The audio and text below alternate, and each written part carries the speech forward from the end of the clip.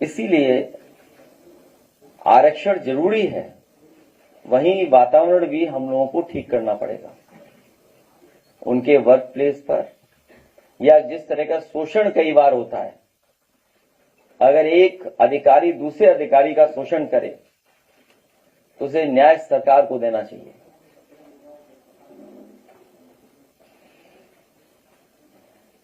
मैं आज फिर परशुराम जयंती पे बधाई देता हूं, सभी त्योहारों पे बधाई देता हूं, और एक बार फिर परशुराम जयंती पर सरकार बनने पर छुट्टी होगी।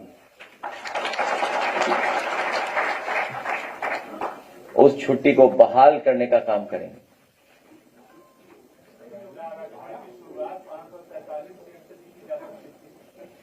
ये पक्ष बहुत से सांसदों ने भी रखा कि अगर सरकार चाहे जो पुराना बिल पास हो चुका है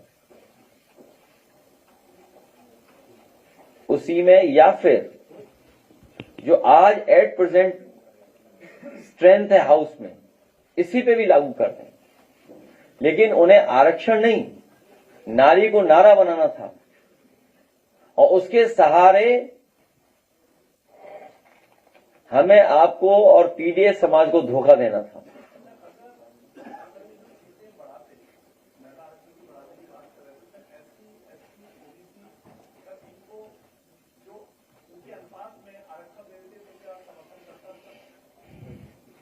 जब सवाल यह है कि आप सीटें बढ़ा करके आरक्षण देना चाहते हैं, हमारा संविधान, हमारा बाबा साहेब भीमराव अम्बेडकर का बना हुआ संविधान ये कहता है, नियम जो है कि आप जनगणना कराएं, और ये जनगणना कराना नहीं चाहते हैं, क्योंकि जैसे ही जनगणना की बात करेंगे तो जाति गणना की बात उठेगी, और जाति गणना की बात उठेगी तो सभी समाज के लोग अपने हक अधिकार की बात करेंगे आबादी के हिसाब से, और उसके बाद डिलिमिटेशन होगी।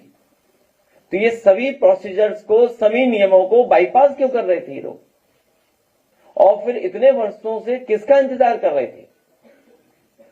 इसलिए बहुत सोची समझी रणनीति थी इनके संगी साथियों की, इनके खुफिया लोगों की, इनकी गुप्त योजना थी कि किसी भी तरीके से पीडीएस समाज को और जो नारी शक्ति है उसको तोड़ दें।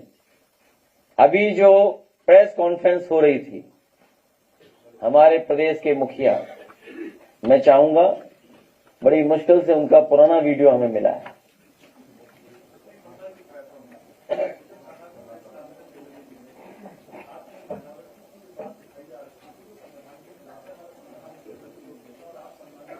हम सब जितने लोग यहां बैठे हैं, हम आधी आबादी को हक और सम्मान देना चाहते हैं।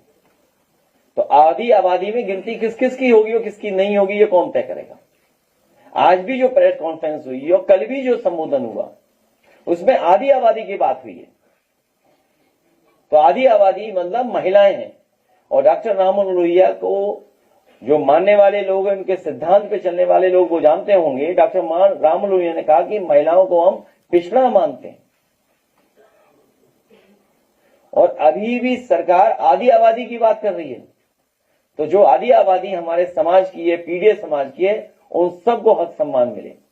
मंत्री जी कह रहे हैं कि विधानसभा के सामने समाजवादी पार्टी का झंडा जला है।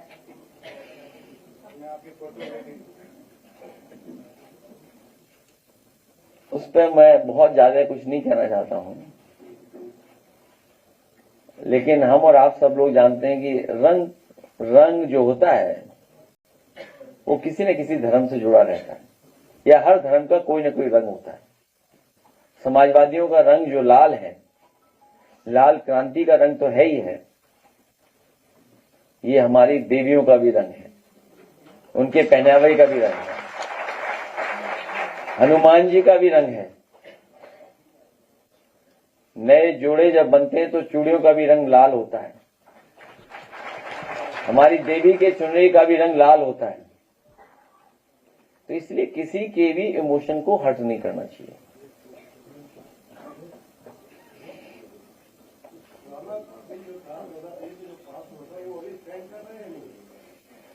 आप जानते होंगे जैसे ही सरकार को पता लगा कि वो बहुमत नहीं है उनके पास, नोटिफाई कर दिया था उस बिल को।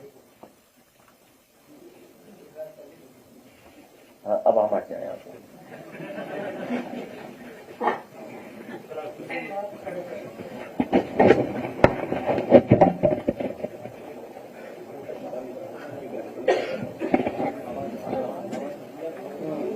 आवाज तेज करो, नहीं तो एएनआई वाली आवाज सुननी पड़ेगी।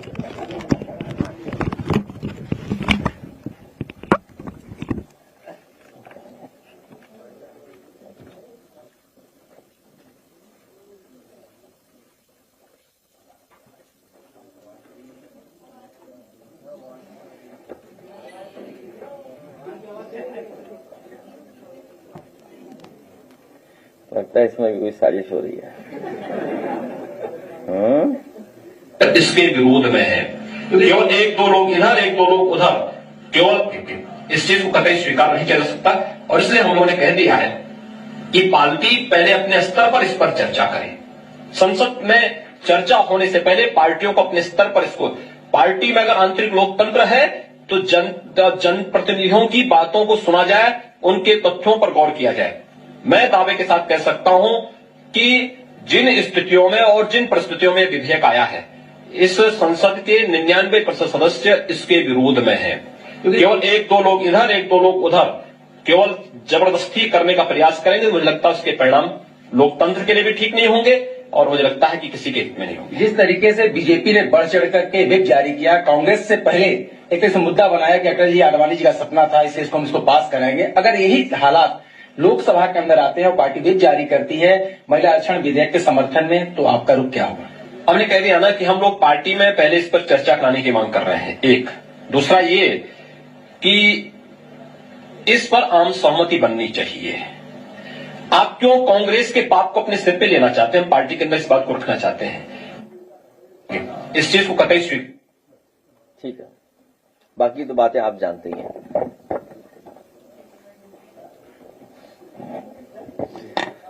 और सदन तो लगता है इसलिए बुलाया गया था, टीएमसी डीएमके और जो इंडिया गठबंधन के सांसद प्रचार। मैं सबसे पहले प्रेस के साथियों का बहुत बहुत धन्यवाद और आभार प्रकट करता हूं।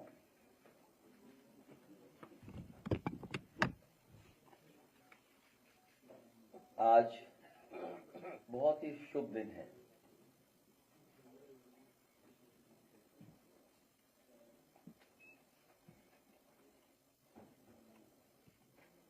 हम लखनऊ वाले हैं और इसीलिए हम लोगों ने कहा कि पहले आप,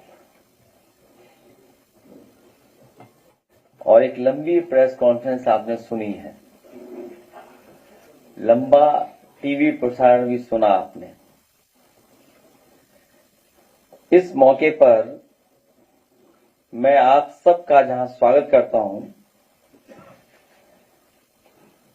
वहीं आज हम एक ऐतिहासिक लोकतांत्रिक जीत के अवसर पर मिल रहे हैं, जब सरकार की बदनीयत की हार हुई है और परसिमन बिल पास नहीं हो पाया है।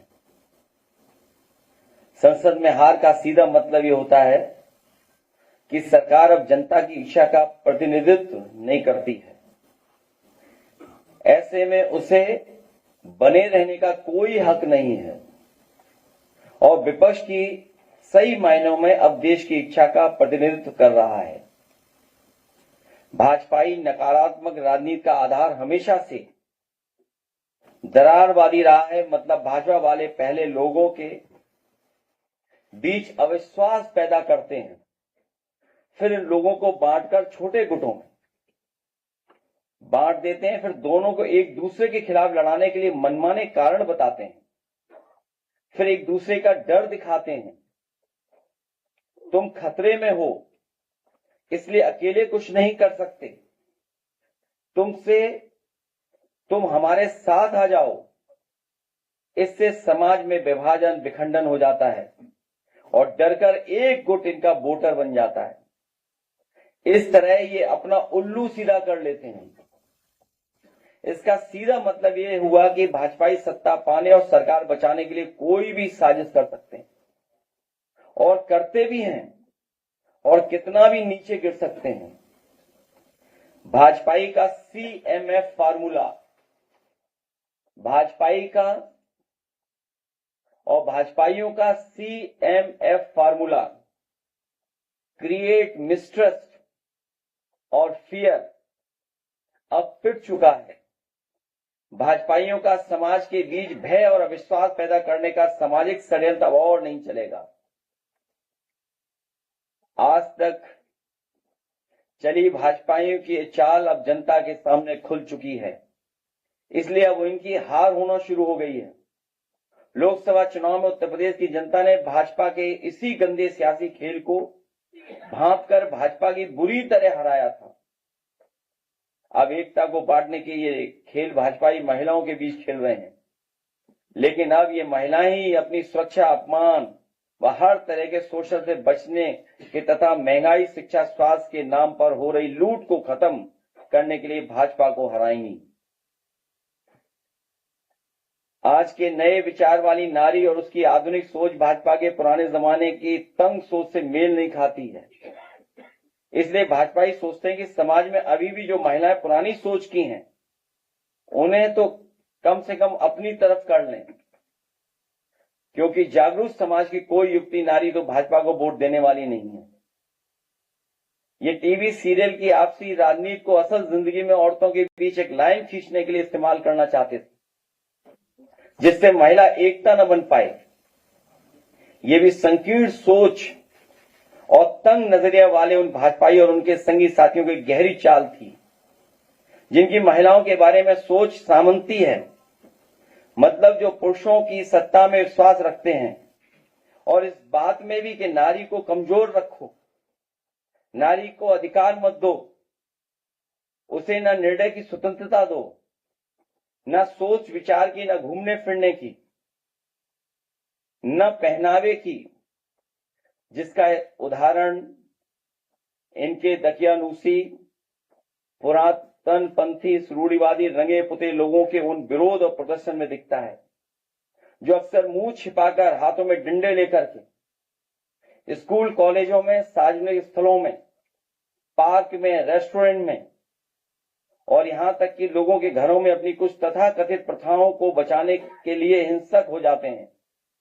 और जब इनका विरोध होता है तो ये तुरंत तितर बितर होकर भूमिगत हो जाते हैं। जनता के बढ़ते विरोध और आक्रोश से ध्यान हटाने के लिए साजिशन लाए गए तथाकथित महिला आरक्षण बिल की हार भाजपा की हार है। ये भाजपा की बदनीयत की भी हार है। भाजपा का हर प्रयास, हर बिल या तो कुछ लोगों को फायदा पहुंचाने के लिए होता है या समाज को बांटने का छल छलावा होता है।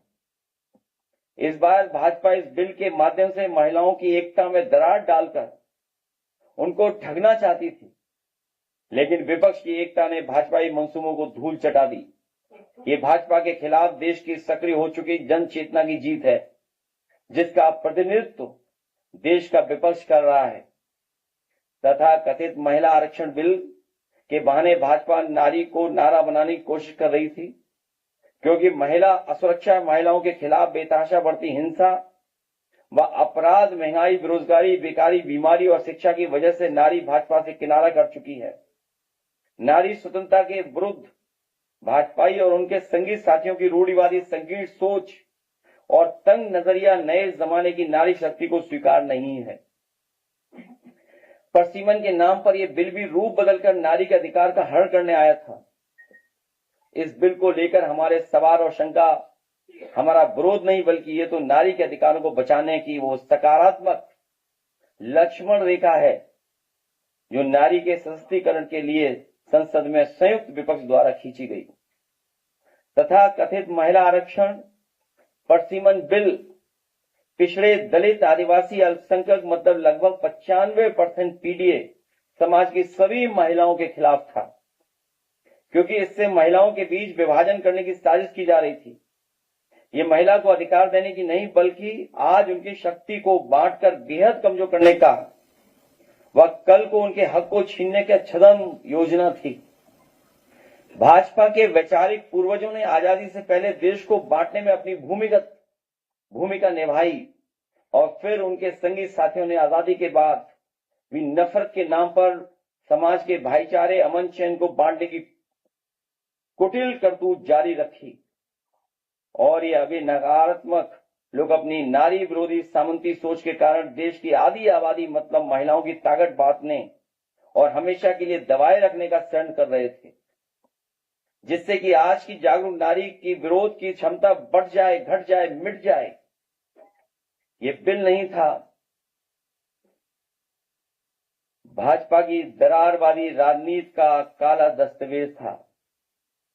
जिन्होंने नारी को अपने संगठनों में मान सम्मान नहीं दिया, वो राजनीति में क्या स्थान देंगे। अगर पिछड़ों की आबादी कम से कम केवल 66 भी मान ली जाए, इनमें आधी आबादी मतलब 33% होगी जिनके हक की बात नहीं हो रही थी। इसका मतलब यह है कि बिल 33% महिलाओं के हक देने के लिए नहीं बल्कि उनका हक मारने के लिए लाया जा रहा था। ये भाजपा और उनकी वर्चस्ववादी महिला विरोधी सामंती सोच की साजिश है, जिसका हम विरोध करते रहेंगे। इसके लिए भी चाहे साल लगे या सदी। दरअसल ये 33% महिलाओं को आरक्षण दे नहीं रहे थे, बल्कि 33% महिलाओं से आरक्षण छीन रहे थे। अगर इनमें अनुसूचित जनजाति व अल्पसंख्यक महिलाओं को भी जोड़ दिया जाए तो पीडीए महिलाओं की हकमारी का ये आंकड़ा 50 तक पहुंच जाता है। हम महिला बिल के विरोध में नहीं थे, सिर्फ उनके पास शोषणकारी तरीके के खिलाफ थे, जिसकी मंशा खराब थी। अगर किसी काम को करने की सही मंशा होती है तो शंका नहीं होती है। दरअसल ये भाजपा की हार की हड़बड़ी में उठाया गया कदम था, इसके पीछे कोई तैयारी नहीं थी। हमारे बीच इस बिल को लेकर इसलिए रोष था क्योंकि प्रक्रिया में दोष था। हमने माना कि इस बिल में खोट है क्योंकि भाजपा के नजर में केवल वोट है, इसलिए हमने विरोध किया और लोकतंत्र और संविधान को बचाने की एक और मुहिम में हम सफल रहे। दरअसल महिला आरक्षण बिल का तो आधार ही निराधार था। आरक्षण का आधार अगर कुल सीटों का 1/3 है तो इसका मतलब हुआ कि ये गणित का विषय है और गणित का आधार अंक होते हैं, ये संख्याएं होती हैं, कोई हवा हवाई बात नहीं। और इस तरह के मामले में संख्या का आधार जनसंख्या होता है, जिसका आधार जनगणना होती है। जब महिलाओं की जनसंख्या के लिए 2011 के पुराने आंकड़ों को आधार बनाएंगे तो महिला आरक्षण की आधार भूमि ही गलत होगी। जब भूमि में ही दोष होगा तो सच्ची फसल कैसे उगेगी। इसलिए हमने कहा जब गिनती ही गलत होगी तो आरक्षण कैसे सही होगा। ये संशोधन के नाम पर जो जल्दीबाजी दिखा रहे थे, दरअसल उसके पीछे भाजपाइयों की मंशा ये थी कि जनगणना न करनी पड़े, क्योंकि जनगणना हुई तो जातिवार आंकड़े भी देने पड़ेंगे और जातिवार आंकड़े भी देने पड़ेंगे और जातिवार आरक्षण भी देना पड़ेगा। ये भाजपा का एक बहुत बड़ा षड्यंत्र था, जिसमें जनगणना आधारित प्रसीमन को नकार कर पिछड़ी दलित, अल्पसंख्यक व आदिवासी महिलाओं का अधिकार लूटे जाने की गुप्त योजना थी। आज जब हर तरह से महिलाओं के शोषण की खबरें आ रही हैं, ऐसे में महिलाओं को तत्कालिक रक्षण और संरक्षण की आवश्यकता है। इस बड़ी मांग से ध्यान भटकाने के लिए और अपने को महिलाओं का हितैषी साबित करने के लिए भाजपा ये आधा अधूरा महिला आरक्षण बिल लाने का नाटक कर रही थी। इस महिला आरक्षण बिल के साथ थे, लेकिन परसीमन के नाम पर की जा रही जल्दीबाजी के खिलाफ थे। दरअसल ये भाजपा को सामने दिख रही अपनी जमानत जब्त हार की हड़बड़ी में उठाया गया कदम था। इसके पीछे कोई तैयारी नहीं थी। इसलिए हमारी सबसे बड़ी आपत्ति यही रही कि पहले जनगणना कराई जाए, फिर महिला आरक्षण की बात उठाई जाए। जो सरकार महिलाओं को गिनना नहीं चाहती, वो भला उन्हें आरक्षण क्या देगी। महिलाओं के साथ भाजपा और उनके संगी साथियों जो धोखा करना चाहते थे, महिलाओं के साथ वो छलावा हम नहीं होने देंगे। ये महिला सशक्तिकरण की बजाय तुष्टीकरण का कोशिश है। सबसे पहली बात तो महिला के अधिकार की होनी चाहिए और आरक्षण को उसका जरिया मानना चाहिए। अगर जरिया ही गलत होगा तो परिणाम कैसे सही होगा? हम कह सकते हैं कि महिला आरक्षण की खामियां आखिरकार महिला अधिकार की खामियां साबित होंगी, क्योंकि नियत चुनावी राजनीति के फायदा उठाने का था, न कि महिलाओं को सच्चा प्रतिनिधित्व देने की। इसलिए यह कभी सही साबित नहीं होता। प्रधान पति की तरह सांसद पति की अवधारणा भी चल निकलती। सच तो यह है कि आखिरकार महिला आरक्षण राजनीतिक दिखावा ही साबित होता, क्योंकि यह महिला सशक्तिकरण के मूल मुद्दों को संबोधित नहीं करता है। बुनियादी सवाल यह है कि जब नए निर्वाचित क्षेत्र ही नहीं बनेंगे तो महिलाएं किसका प्रतिनिधित्व करेंगी, और नए निर्वाचित क्षेत्र तब तक नहीं बनेंगे जब तक परिसीमन न हो जिसका आधार जनगणना होगी। घूम फिर करके बात वहीं पहुंच जाती है कि जब तक महिलाओं की गिनती सही नहीं होगी, महिला आरक्षण सही नहीं होगा। महिलाएं जब तक जनप्रतिनिधित्व को लेकर शिक्षित प्रशिक्षित नहीं होंगी तो उनके शक्तियों का लोग दुरुपयोग भी करेंगे। जब स्टूडेंट यूनियन तक के चुनाव नहीं होंगे तो राजनीति की नर्सरी खत्म हो जाएगी। सच्चा महिला नेतृत्व नहीं उभरेगा। इसलिए राजनीति में भाग लेने के लिए महिलाओं के लिए क्षमता निर्माण और प्रशिक्षण की आवश्यकता को संबोधित करना होगा। योग्य प्रतिनिधित्व के लिए योग्यताएं विकसित करनी होंगी। साथ ही सामाजिक मानसिकता भी एक दिन में नहीं बदलेगी। हमारे पुरुष प्रधान समाज में नारी को राजनीति में आने से रोकने के लिए तरह तरह के षड्यंत्र भी किए जाते हैं, जिनमें से एक ये भी है कि राजनीति को इतना बदनाम कर दो कि सामान्य समझ के लोग राजनीति में अपने लोगों को भेजने से रोकें और कुछ प्रभावशाली लोग अपने लोगों के लिए रास्ता साफ कर लें। इसके लिए रूढ़ियों और पूर्वग्रहों से लड़ने के लिए वातावरण बनाना होगा। अगर जल्दीबाजी में महिला आरक्षण भ्रष्ट और स्वार्थी लोगों में चला गया तो महिला का और भी शोषण होगा और वो ताकतवर होने की जगह और भी कमजोर किए जाने की सियासत की शिकार हो जाएंगी। महिलाओं को स्वयं भी मनोवैज्ञानिक बाधाओं को दूर करने के लिए समय लगेगा, क्योंकि महिलाओं को राजनीति में भाग लेने के लिए मनोवैज्ञानिक बाधाओं का सामना करना पड़ता है, जिसके लिए स्कूली स्तर से ही उनके आत्मविश्वास को बढ़ाने, सामाजिक प्रतिक्रियाओं के डर से बाहर लाने और पारिवारिक जिम्मेदारियों के नाम पर आने वाली मानसिक सामाजिक बाधाओं को पार करना होगा। इतना बड़ा बदलाव एक दिन में नहीं आ सकता। अगर हम इन सब बातों को नजरअंदाज किया गया, महिला आरक्षण का सांकेतिक बनकर रह जाएगी, अपने मूल उद्देश्यों से भटक जाएगा। जहां महिलाओं को आरक्षण कोटा का पूरा करने के लिए निर्वाचित या नामित किया जाएगा, लेकिन सही मायने में राजनीतिक प्रक्रिया में भाग लेने के लिए सशक्त नहीं बना जाएगा। इसमें आदिवासी, दलित, पिछड़े, अल्पसंख्यक समाज की महिलाओं को रिप्रेजेंटेटिव जस्टिस मिल सके, ये सुनिश्चित करना पड़ेगा। किसी भी कार्य क्षेत्र में काम करने के लिए महिलाओं के लिए कुछ विशेष सुविधाओं की व्यवस्था करनी पड़ती है। उनके बारे में भी इंफ्रास्ट्रक्चर विकसित करना होगा। हमारा मानना है यही है कि महिला आरक्षण लागू करने के लिए पुख्ता तैयारी हो, सिर्फ हवाई बात या लफ्जबाजी नहीं। कुल मिलाकर सरकार से हमारा ये कहना था कि जब तक जनगणना नहीं तब तक महिला आरक्षण पर बहस करना नहीं।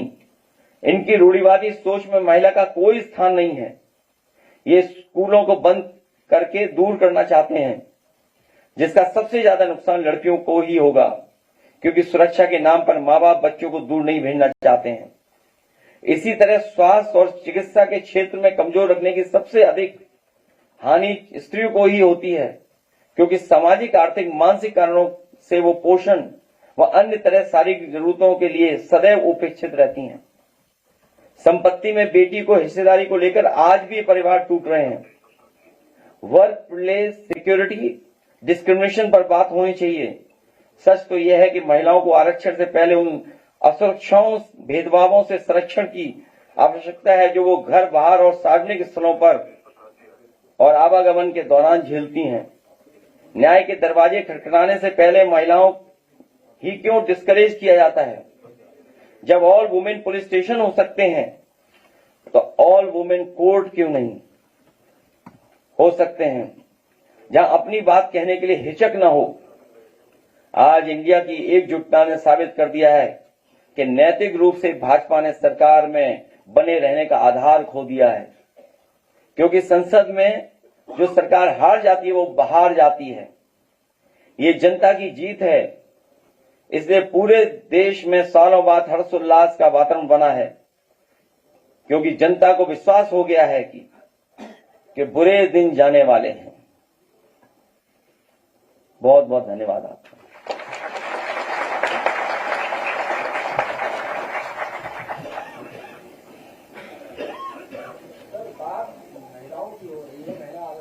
डीएमके और जो इंडिया गठबंधन के सांसद प्रचार न कर सकें, जिससे भारतीय जनता पार्टी के प्रत्याशियों की जमानत जब्त बच सके।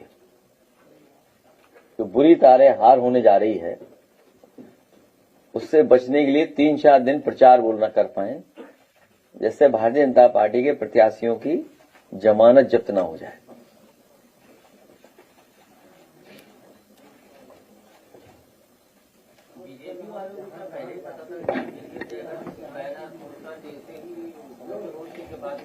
वो आधी अधूरी तैयारी के साथ जब आए हैं तो उनको खुद संख्या पता थी, और नोटिफिकेशन होने के बाद तो आपको और भी एहसास हो गया होगा।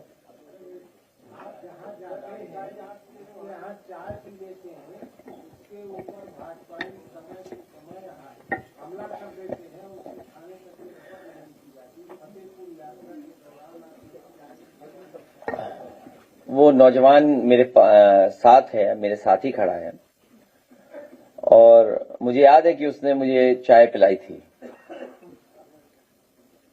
और ये घटना कोई पहली बार नहीं हुई है इस तरह की। इसीलिए मैंने अपने तमाम समाजवादी साथियों का कि बहुत चौकन्ना रहें, सावधान रहें, बीजेपी के साजिश षड्यंत्र से बहुत सावधान रहें और जागरूक तरीके से सोचे समझें।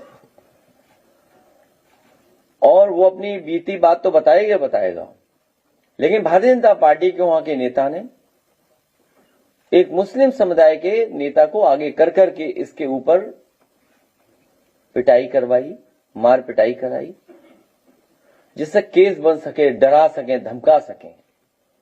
पीछे बीजेपी है, करवा किससे रही है, हो किस पे रहा है। और ऐसी घटना मैंने आप लोगों के सामने याद की, जब राष्ट्रपति जी का वोट डालने जा रहे थे हम लोग, तालेग्राम की घटना याद दिलाई थी प्रेस के सामने कि तालेग्राम में भारतीय जनता पार्टी के नेताओं ने हिंदू मंदिर में एक मुस्लिम समुदाय के व्यक्ति को लेकर के मांस फेंकवाया था। जब उस मांस फेंकने के लिए मना किया उस मुस्लिम समुदाय के नौजवान ने, तो भारतीय जनता पार्टी के नेताओं ने कहा कि हम आपके साथ चलेंगे, आप चलो और मांस फेंक करके आओ। जब सच्चाई का खुलासा हुआ तो 18 भारतीय जनता पार्टी के लोग जेल रहे 1 साल। और लखनऊ यूनिवर्सिटी की भी घटना आपको याद होगी, उसमें साजिश षड्यंत्र कौन कर रहा था। हमें उम्मीद है कि चाय वाले हमारे नौजवान को, समाजवादी चाय वाले नौजवान को न्याय मिलेगा, और जिन्होंने इसकी घटना की है उनके खिलाफ कड़ी कार्रवाई होगी, और जिसके पीछे लोग हैं उन पे भी कार्रवाई हो। और यूं तो आरोप क्या लगाया कि एल्युमिनियम के बर्तन में क्यों चाय बनाते हो आप, इसलिए दुकान सीज कर दी। बताइए आप, दुकान इसलिए सीज कर दी कि आप एल्युमिनियम के बर्तन में चाय बना रहे हैं, जिनके मुखिया को डीओ की डेफिनेशन, सीओडी की डेफिनेशन, बीओडी की डेफिनेशन, टीओडी की डेफिनेशन और पर्यावरण पैरामीटर्स को न समझते हो, उनके अधिकारी सोचो चमचागिरी के लिए क्या कर रहे हैं। क्या कह रहे हैं कि एल्युमिनियम कंटेंट चाय में चला जाएगा। अरे हम और आप लोग तो सुबह ही सुबह एल्युमिनियम उठा लेते हैं लोटा। गांव में देखो, और किस दुकान में एल्युमिनियम की नहीं चाय बर्तन में चाय बनती है? पूरे लखनऊ बनती है और घरों में बनती है। और हमारा घर चेक करोगे, कोई अगर चेक करना चाहे जो योगी जी का बहुत खासम खास व्यक्ति हो, अजय सिंह बिष्ट जी का, माफ करना, मुख्यमंत्री अजय सिंह बिष्ट जी का कोई खासम खास यहाँ बैठा हो, अगर उसे लगता हो कि एल्युमिनियम का बर्तन हमारे यहाँ नहीं है, तो हम उसे चाहेंगे कि अभी चल दे मेरे संग, उसे मैं एल्युमिनियम के बर्तन देगा। तो इसका हमारा घर भी सीज कर देंगे लोग कि बताओ एल्युमिनियम की चाय पी रहे हो आप, और बताओ नाली में पाइप डाल के चाय पिला रहे थे सबको। बताओ नाली ज्यादा पॉल्यूटेड है कि एल्युमिनियम का साफ बर्तन? इन्हें कौन समझाए? इनको, इन खुफिया लोगों को, संगी साथियों लोगों को, पुरातत्व पंथियों को, रूढ़िवादियों को पब्लिक ही समझाएगी सत्ता। तो सोचिए आप, पहले जो उस पे बीता है चाय वाले पर, ये समाजवादी चाय वाला है, इसकी चाय अच्छी है, भाजपाइयों की चाय बेकार है, कड़वी है, उनका दूध घटिया है। मैं अपने नौजवान से कहूंगा कि आए और अपनी बात बताए कि उसके साथ क्या क्या हुआ है। यहाँ आ जाओ बेटा, इधर आ जाओ बेटा, इधर। अरे छोड़ो, अभी रुक जाओ, पहले से बात हुआ हम लोग।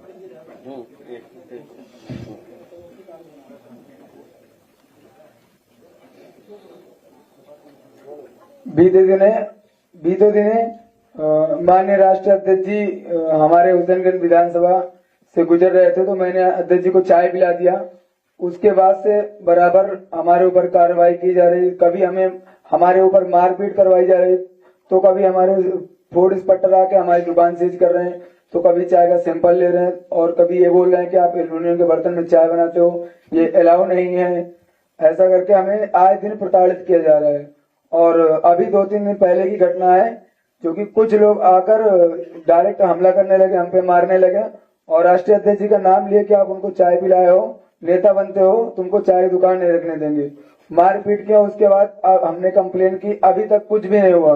कंप्लेन में 2 धाराएं भी हटा दी गई, जो धाराएं लगी थी वो धाराएं भी हटा दी गई, और जान से मारने की धमकी है हमको कि आपको जान से मारा जाएगा। 8 नहीं 10 साल बाद जिनके द्वारा यह घटना हुई है, उन्होंने कुछ साल पहले एक पुलिस वाले थे, उनको भी चौराहे पे मारा था।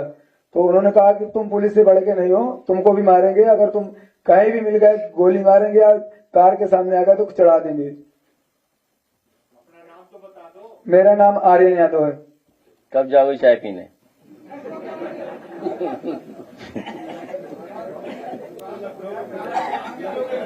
नहीं, दुकान सीज कर रही, बताओ क्या राज है, बताइए। हैं? कितना घटिया आदमी सरकार है, बताओ। और क्या बता रहे थे कि एसडीएम ने क्या दिया? आईफोन। एसडीएम ने आईफोन दिया था, हैं? हाँ बताइए। हैं? आईफोन के लिए दाप में स्टोर स्पेशली खोला गया था कि राकेश शर्मा जाके पहले खरीदेंगे फिर पीएम को देंगे। शर्मा की बात पहले एक नौजवान की बात हो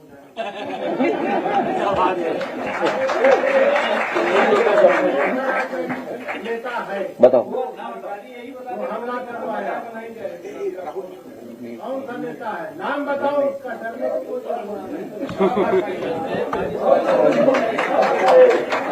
नाम बताओ बेटा, कुछ नहीं है, डरा क्यों रहे हो? नहीं इसे नहीं बताओ, मैं बोला, तुम मत बोलो, मैं बताता हूँ। नहीं मैं बता देता हूँ। कोई नाम है धुन्नी सिंह,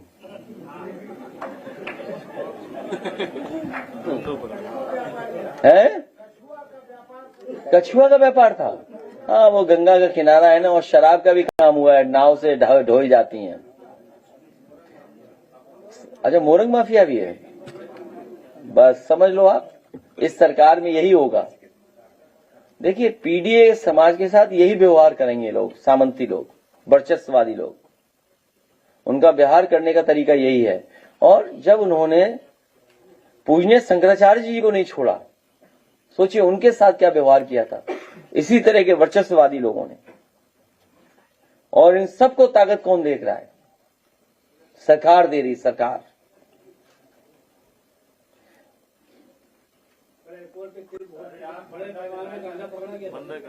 है नहीं, मैंने तो कहा ना कि रंग से भावना जुड़ी होती है, और लाल रंग हमारे बहुत सारे देवी देवता हैं, भगवान से जुड़ा रंग है। हनुमान जी का रंग लाल है, लाल से हम उन्हें सम्मानित करते हैं, और उनके मंदिरों में जब लगाते हैं शिखर पर लाल झंडा लगाते हैं। देवियां लाल चुनरी पहनती हैं। पूजा का रंग लाल है, सिंदूर भी रंग लाल है।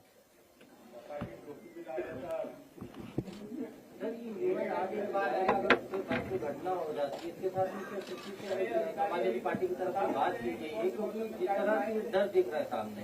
नहीं, डर इसलिए है कि वो बहुत कमजोर और गरीब नौजवान है जो अपना जीवन यापन चाय बनाकर कर रहा है। सोचिए उसकी क्या स्थिति है, क्या कोई वो, और नौकरी तो सरकार नहीं दे रही है ना, वो अपना रोजगार कर रहा है, अपनी मेहनत से कर रहा है, और अपने पिताजी के दुकान को आगे बढ़ा रहा है, और बहुत टैलेंटेड नौजवान है, ऐसा नहीं है। हैं? दिला तो एक ही दिन में दें, तो तुम लोग कुछ और कहने लगोगे हमें। बचना तो तुम्हें भी है, तुमसे भी है, क्या करें तुम्हारा, बचना तो तुम लोगों से भी है। हैं? अब इसको भी वो अलग तरीके से चलाएंगे, क्योंकि मीडिया बिका हुआ है, करें क्या? हैं? अरे बहुत जल्दी बिकते हैं, बहुत जल्दी बिकते हैं, और कैसे बिकते हैं हम और आप सब जानते हैं। हैं? देखिए, विकास नगर में जो आग लगी है वो भाजपाइयों ने आग लगवाई है। न केवल लखनऊ में विकास नगर में भाजपा ने लगवाई है, इंदिरा नगर में जो वहां पर है गाजियाबाद में, वहां भाजपाइयों ने लगवाई है, इंदिरापुरम में। और मैं आपसे कह रहा हूं, लखनऊ के सब तालाबों पर फ्लैट जमीन कब्जा भाजपाइयों ने की है। भाजपाई कर रहे हैं, भाजपाई। ये व्यवहार, देखिए सरकार का ये व्यवहार नहीं होना चाहिए जो इस नौजवान के साथ व्यवहार हुआ है, इसकी दुकान के साथ हुआ है। सर, वहाँ के पुनर्वसन के लिए क्या आप लोग की पहल है सपा की खास कर? हम लोग चाय पियेंगे। विकास नगर की बात अच्छा, विकास नगर की बात कर रहे हो। वहाँ के पुनर्वसन मैं उन सब लोगों से, गरीबों से कहूंगा, समाजवादियों को सरकार बनाओ, आपको न्याय मिलेगा, आपका सम्मान होगा।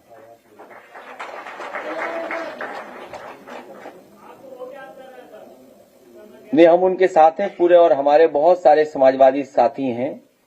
यहाँ भी कुछ साथी बैठे हैं जो गए थे, परिवार के लोगों की मदद की है। यहाँ भी लोग बैठे हैं, बहुत सारे साथी बैठे हैं और मदद कर रहे हैं, बहुत से लोगों की जान गई है, कोई सरकार मदद नहीं कर रही है।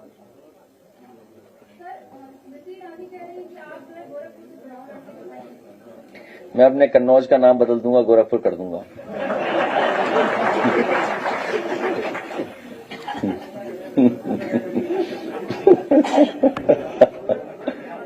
है गोरे धंधा।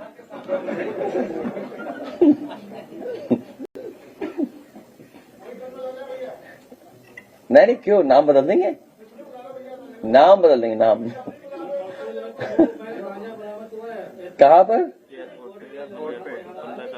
इधर टेंशन बढ़ गई होगी ना थोड़ी, तो डिमांड बढ़ गई होगी जी।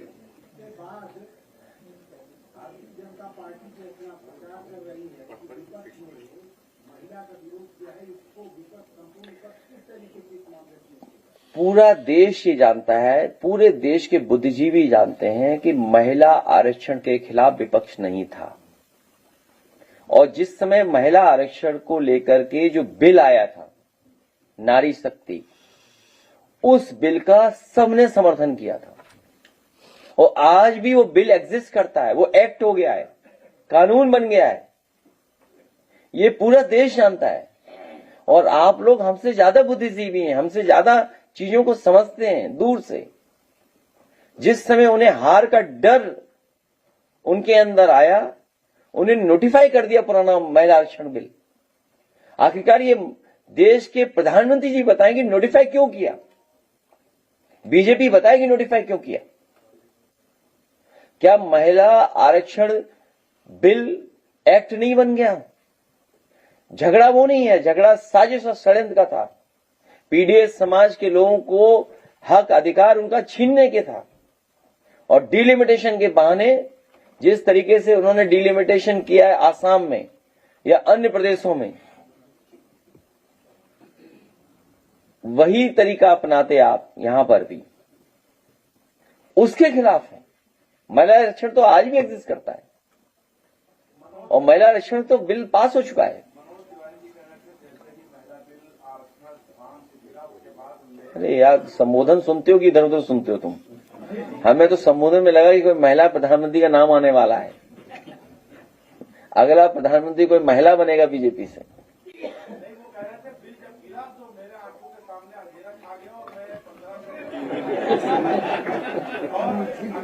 जैसे आसाम में आया वैसे अन्य प्रदेशों में आए।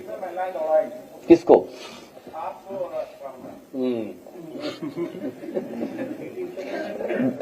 भाजपा की बात में मत आओ।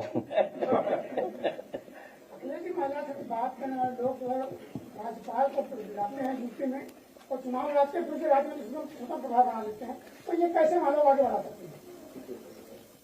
मैं समझ नहीं पाया। वर्तमान सरकार महिला आरक्षण की बात करती है, महिला बढ़ाने की बात कर रही है। यही सरकार एक राज्यपाल को चुनाव लाती है यूपी से, और राज्य मंत्री स्वतंत्र प्रभाव बनाती है, कैबिनेट मंत्री का दर्जा तो नहीं देती है। ऐसे महिला प्रधान कैसे कर पाएंगे? इससे बड़ा तुम्हें घटनाक्रम नहीं दिखाई देता? देश के जिन्हें प्रधानमंत्री बनना था, देश के सभी इंडिया गठबंधन के लोग जिन्हें प्रधानमंत्री बना रहे थे, अब वो राज्यसभा के सदस्य होकर के रिटायर हो जाएंगे। महिला की मैं कर रहा हूँ, बात महिला की। अरे जब प्रधानमंत्री को रिटायर कर रहे हैं राज्यसभा मेंबर, ये कुछ भी साजिश षड्यंत्र कर सकते हैं।